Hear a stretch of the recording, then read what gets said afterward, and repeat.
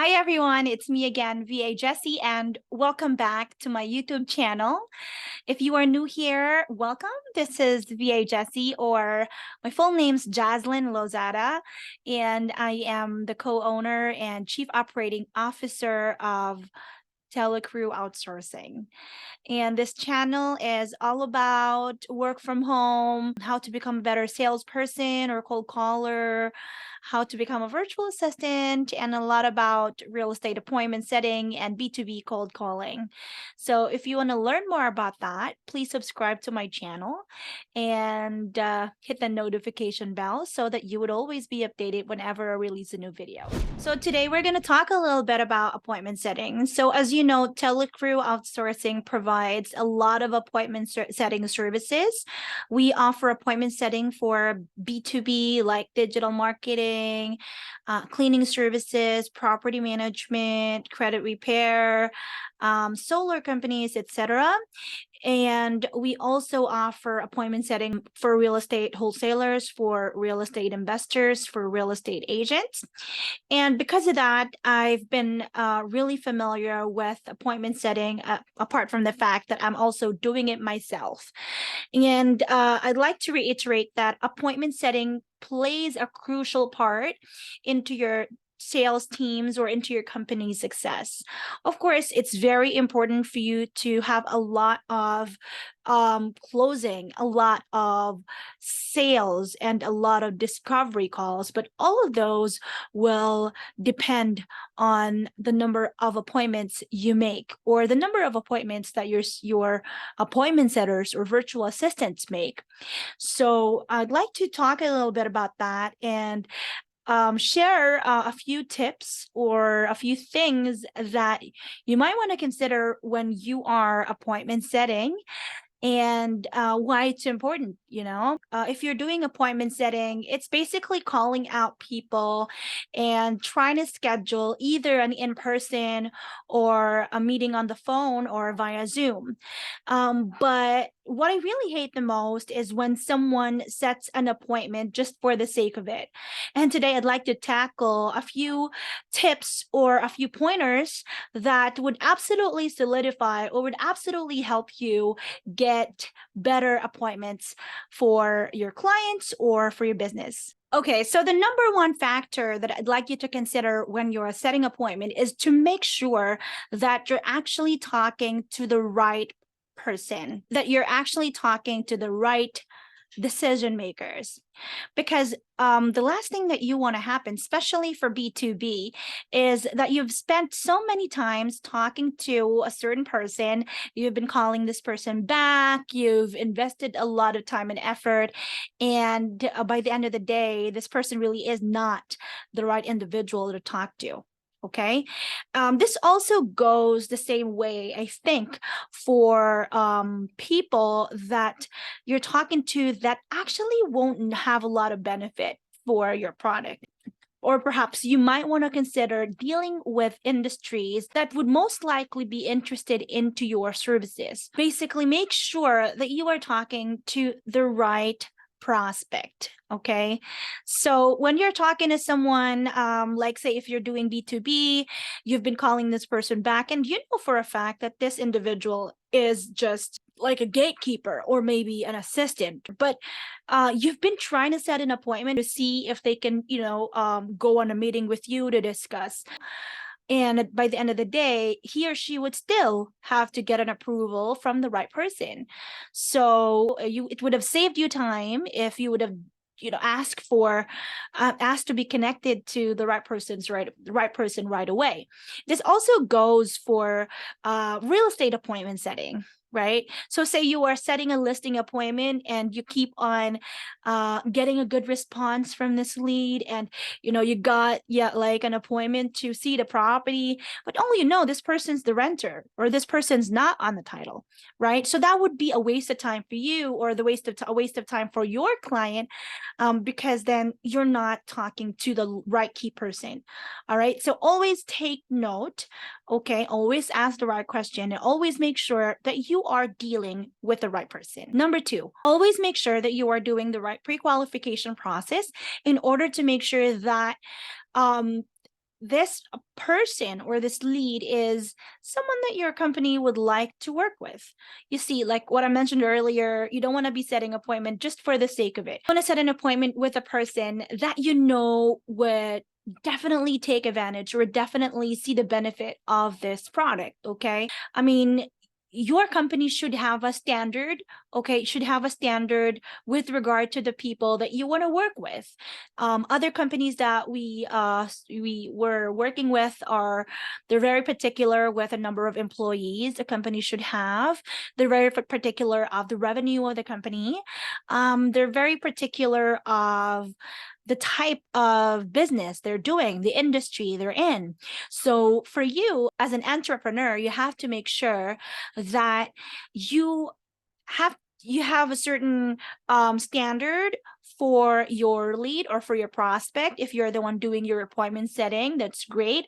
And you must make sure that this is clearly understood by your cold caller if you are hiring a virtual assistant to do the job for you. During the call, your virtual assistant, you or your cold caller, could actually do a bit of pre-qualification or ask some questions to ensure that this type of lead would definitely be something that your company is looking for. You also want to check if you are, talking to someone that has the right pain points or challenges, okay, so that they can see the value of your product. You must understand early on in the sales process if they are a qualified lead for you or not. Okay, remember that you cannot cater to everybody. Okay, your product should be specific to your target market, and you have to understand what your target market is in order for you to be able to position your product properly. And by doing this, also by pre-qualifying your leads,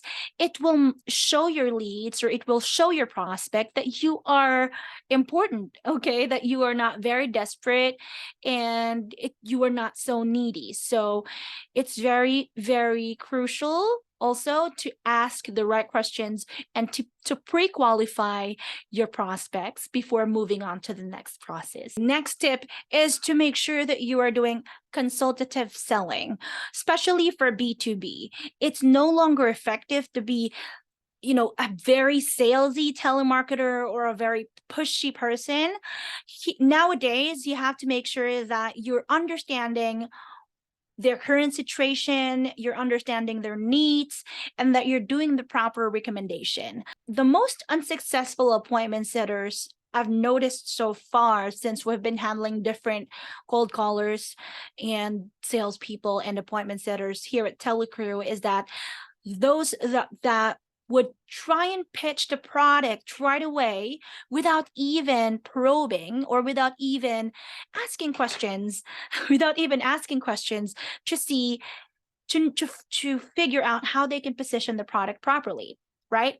So for example, the customer says, okay, I'm not interested, but they would go on and pitch, but you know what, this product is really good. This only costs $199, and if I set an appointment for you and my manager, it would be a no commitment, no obligation. That's not gonna fly, because nowadays, especially for B2B, and actually for everybody, they've been getting a lot of telemarketing calls, and for them, all of the telemarketers are the same. They're here to try and convince me to buy something. That's their job.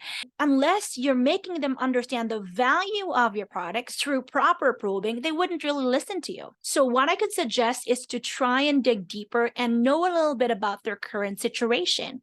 So for example, if you are offering, say, a cleaning service, like an industrial cleaning service or a commercial cleaning service, and your lead tells you that, hey, I'm not interested, you know what, I'm really sorry, but I don't think this is something that we're interested in doing right now, without even knowing what you have or what your product has. I mean, it wouldn't hurt for you to know a little bit about their current situation, right? If I may ask you, what is your current setup right now with your cleaning services? Are you doing it in-house or do you have it outsourced?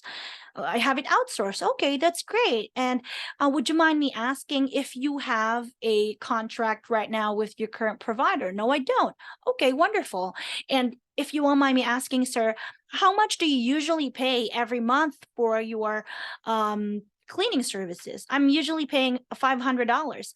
Okay, that's wonderful. What do you think would happen if we could save you $200 per month for your cleaning services?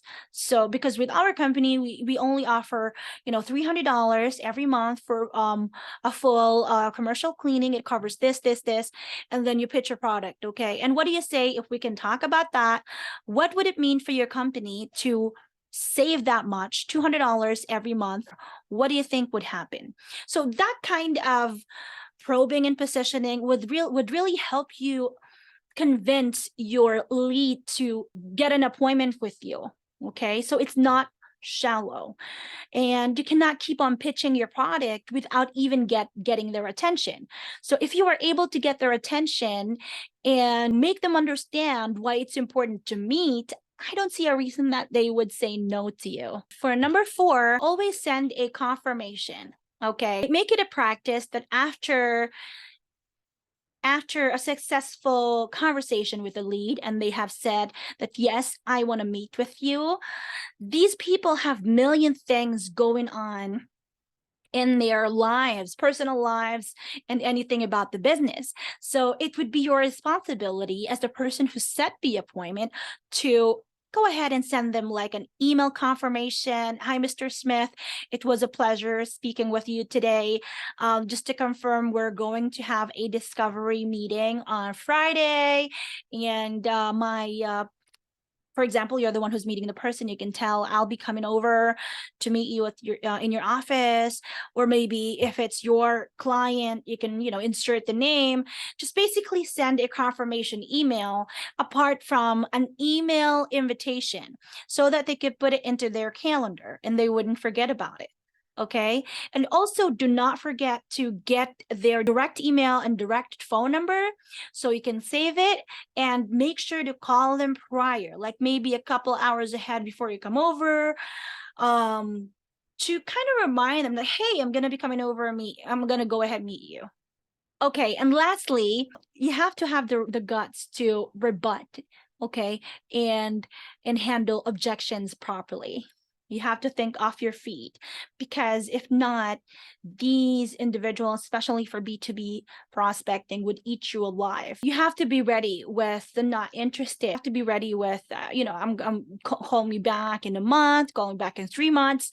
And you can't be the person who just says, okay, all right, sure, no problem, I'll call you back in 3 months. Sure, no problem, I'll call you back in 6 months. I mean, obviously, this person is not interested in setting an appointment at all if they're asking you to call them back in 3 months or in 6 months' time, right? So you have to have the guts to ask them and to position yourself and to position a rebuttal, okay, in order to really have a clear understanding. I mean, is this lead worth following up? Should I move this lead to dead lead, right?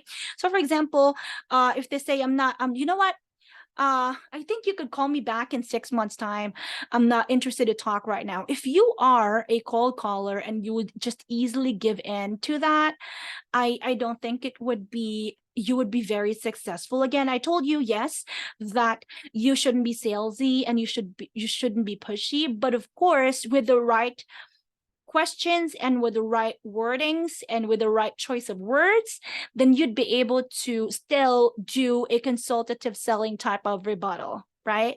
Like, say for example, if someone says, you can you call me back in 6 months, you can easily tell them, you can tell them, like, you know what, sir, for the longest time that I've been doing this, it's been very evident that whenever someone tells me to call them back in 6 months, it's normally because they're not really interested in talking to me, or it's just a nice way for them to tell they're not interested at all in acquiring the product. So do we have the same scenario here? Is it the same thing for you? So it's not pushy, okay? It's not salesy, but you're kind of asking an honest, blunt question. Okay. Now the lead could either tell you like, yeah, I'm really not interested right now. I don't see the purpose of, meeting you at all. That's why I'm telling you to call me back in 6 months. Then right off the bat, you can remove this person from your follow-up and focus more on the others that would appreciate your value. Okay. But if they tell you like, no, I am actually interested in talking. I'm very interested in the product. In fact, I want you to send an email. Then this is absolutely a lead that is worth following up in 6 months' time. Are you with me? Right? Actually, my suggestion is to be ready with basically anticipate those not interested. Call me back, send me information, especially for B2B, because that's just, the normal everyday process when you're doing B2B prospecting. So yeah, that's it for today, guys. Thank you so much for watching this video. Again, if you are interested to learn about our services here at Telecrew, our company offers cold calling, appointment setting, B2B prospecting, lead generation, and anything related to sales and telemarketing. If you are interested to know more about that, please email me at info@telecrewoutsourcing.com. And if you are an applicant and you want to know if we're hiring, yes, we are. Visit our website at telecrewoutsourcing.com to apply. And again, thank you so much for watching this video. And to those who haven't subscribed yet, please do so and hit the notification bell above. Thank you so much and see you again on my next video. Have a good one. Bye.